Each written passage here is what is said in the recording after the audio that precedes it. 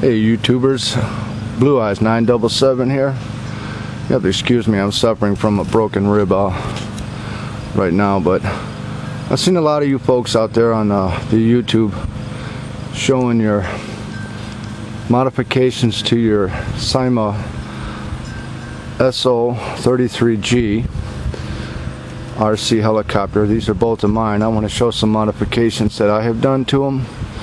First I want to show you this one here that I've repainted. I made a rescue helicopter out of it. I hope that the wind isn't too strong. But I kind of painted it up white. And she flies good. All the horror stories you've heard about these are true. They do fall from the air. It's like they lose radio frequency somehow. And I've seen some of the modifications that were done to it, and I just wanted to show you the modifications that I've done to this one here. I've taped off the back here because I used it in a little movie deal that I made, my son and I. But this one here I call a 922, and I painted it white and painted the rotors, the tail rotors. All in all, these are really good helicopters for the buy. I purchased these on xheli.com. This one and this one were purchased about a month apart from each other.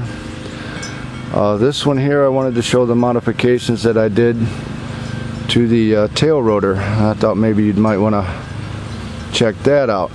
But and I've also changed the antenna design. I've seen that on the YouTube channel, and I like that idea, and I appreciate, you know, showing that. Now, what I've done here is sometimes these things just like to sit and float in the air, and they don't like to, you know, go forward too well, and sometimes they back up. So I figured what I'd do is that I took the motor, tail rotor motor, back here out of a 9101 double horse helicopter, and as you can tell, let's flip these around. The pitch on the tail rotor is different, and also this one's by far a lot larger than this one.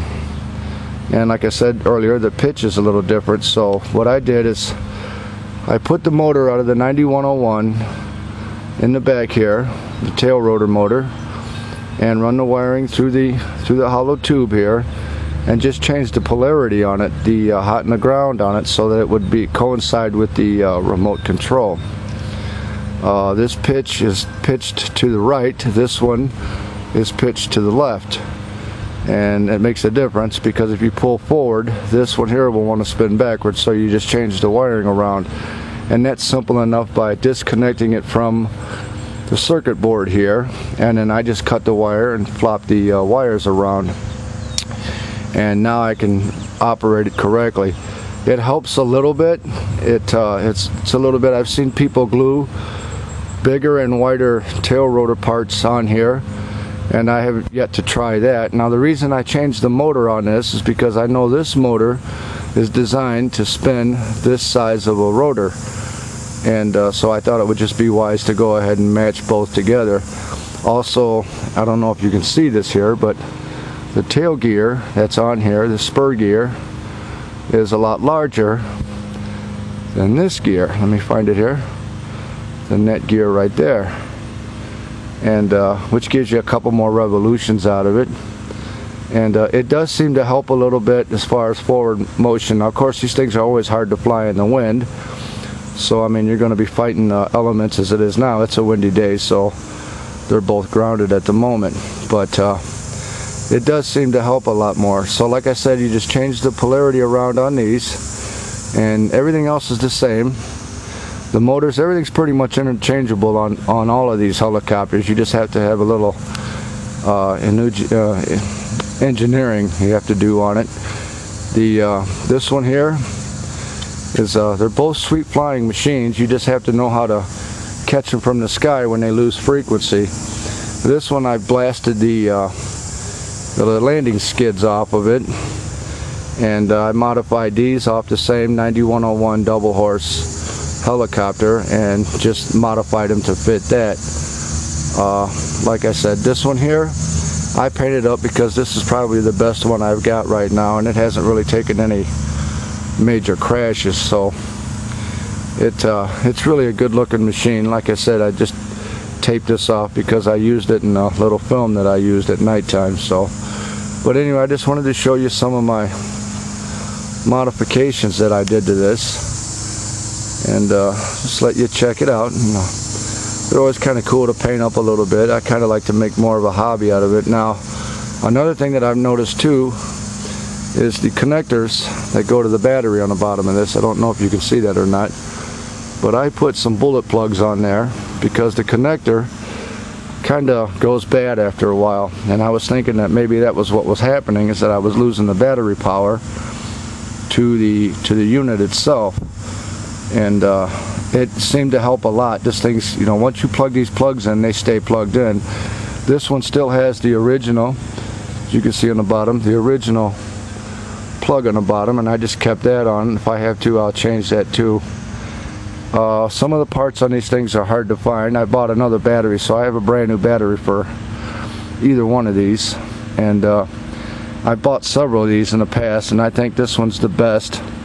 It's the syma, I believe it is, the symaso33G, 30-inch long remote control helicopter.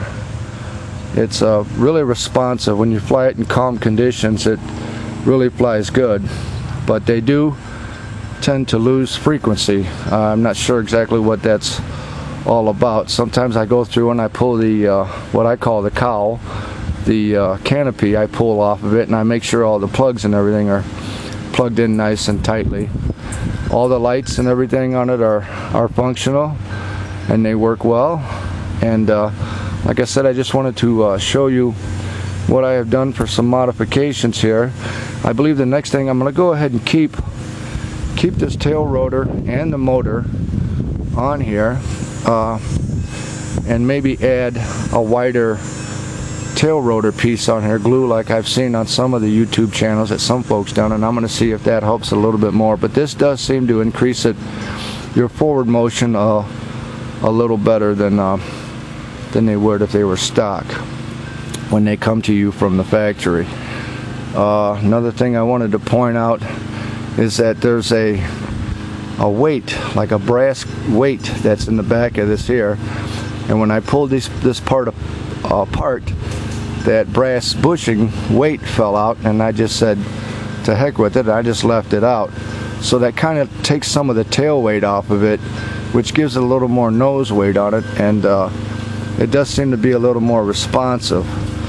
Actually, I think for the money, for what I spent for these, like I said, I got these from xheli.com. I really like these. I think they're well worth the money for what they cost. And once you get to learn to fly them a little bit better, you don't smash them up as bad. This one here, I was learning to fly it, and it just dropped out of the sky, and it blasted the skid landing off of it, and I just replaced that with another one off the same helicopter that I used the tail rotor from. But like I said, I just wanted to show some of my modifications here. I painted this guy up here. I think she looks kind of pretty. Looks really nice in the sky, and I think the white really stands out a lot better when it's flying at a distance than the red does, and especially for nighttime flying. Once again, this is 977. You have anything in comments or anything like that, comment below and let me know what you think, and I'll show you another video when they're in flight at nighttime. So thanks a lot, and have a good day.